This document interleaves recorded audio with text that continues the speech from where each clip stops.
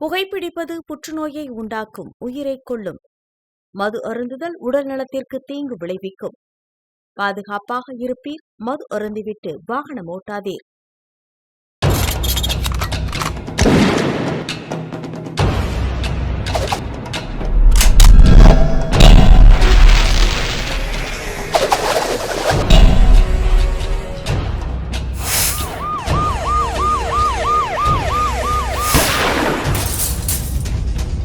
கோப்பியம், உண்மையும் பின்னணியும்.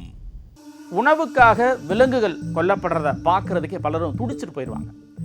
ராமநாதபுரம் மாவட்டம் பரமக்குடி பக்கத்தில் இருக்கக்கூடிய யமனேஸ்வரம் பகுதியில் உறவினர் ஒருத்தரே ஒன்றுமறியாத 2.5 வயதை ஆன ஒரு பெண் குழந்தையின் தலையை துண்டாக வெட்டி கொலை செய்து அந்த தலையை குளத்தில் வீசின நெஞ்சை உறைய வைக்கக்கூடிய சம்பவத்தை பற்றி இப்போ பார்க்கலாம். ராமநாதபுரம் மாவட்டம் பரமக்குடி அருகே யமுனேஸ்வரம் கிறிஸ்தவ தெருவை சேர்ந்தவர் தேசிங்கராஜா டெய்சி தம்பதியினர்.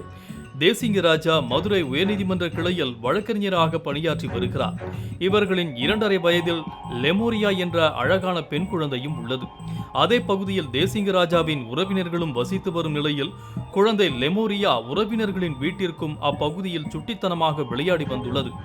அப்படித்தான் கடந்த வியாழக்கிழமை அன்று மாலை சுமார் 4 மணியளவில் குழந்தை லெமோரியா உறவினர் மகனான 25 வயதுடைய சஞ்சய் என்பவனுடன் வீட்டின் வெளியே விளையாடி கொண்டிருந்தது. அப்போது சிறிது நேரத்திலேயே வீட்டின் பின்புறம் இருந்து திடீரென குழந்தை அலறும் சத்தம் கேட்டு அக்கம்பக்கத்தில் இருந்தவர்கள் ஓடி சென்று பார்த்த பொழுது அங்கே சஞ்சய் குழந்தை லெமோரியாவின் கழுத்தை கத்தியால் அறுத்து தலையை துண்டித்து கொடூரமாக கொலை செய்து தலையை மட்டும் தனியாக எடுத்துக்கொண்டு ஓடினார். இந்த கொடூர காட்சியை கண்டு நெஞ்சு பதறி போன உறவினர்கள் கத்தி கூச்சலிட்டபடியே அவனை துரத்தி சென்றுள்ளனர். ஆனால் அந்த கொடூரன் சஞ்சய் குழந்தையின் தலையையும் கத்தியையும் அந்த பகுதியில் குளத்தில் வீசிவிட்டு சென்றுள்ளான். இந்த சம்பவத்தால் அந்த பகுதி மகிழ்ச்சி பறிபோனதோடு ஊரே சோகக்காடாக மாறி போனது. இந்நிலையில் இந்த சம்பவம் குறித்து தகவல் அறிந்த யமுனேஸ்வரம் காவல்துறையினர் சம்பவம் நடைபெற்ற இடத்திற்கு விரைந்து வந்து குழந்தையின் உடலை கைப்பற்றி பிரேத பரிசோதனைக்காக பரமக்குடி அரசு தலைமை மருத்துவமனைக்கு அனுப்பி வைத்தனர். பின்னர் தீயணைப்பு துறையினர் உதவியுடன் குளத்தில் வீசப்பட்ட குழந்தையின் தலையை நீண்ட நேர தேடுதலுக்கு பிறகு மீட்ட போலீசார் தப்பி ஓடிய கொடூரன் சஞ்சயை கைது செய்தனர். பின்னர் அவனிடம் நடத்திய விசாரணையில் அவன் மீது ஏற்கனவே காவல் வழக்குகள் இருப்பதாக கூறப்படுகிறது.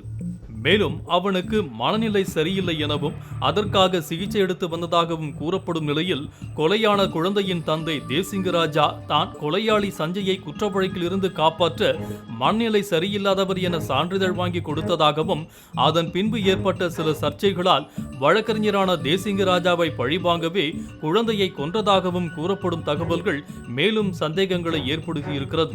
இந்நிலையில் போலீசார் கொலையாளி சஞ்சயிடம் தொடர்ந்து விசாரணை நடத்தி வரும் நிலையில் இந்த சம்பவம் தமிழகத்தின் மனசாட்சியையே உலுக்கியிருக்கிறது.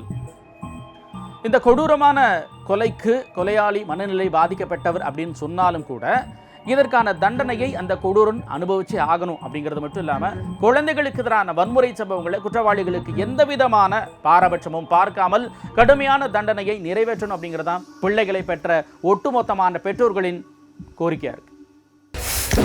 கோப்பியம், உண்மையும் பின்னணியும்.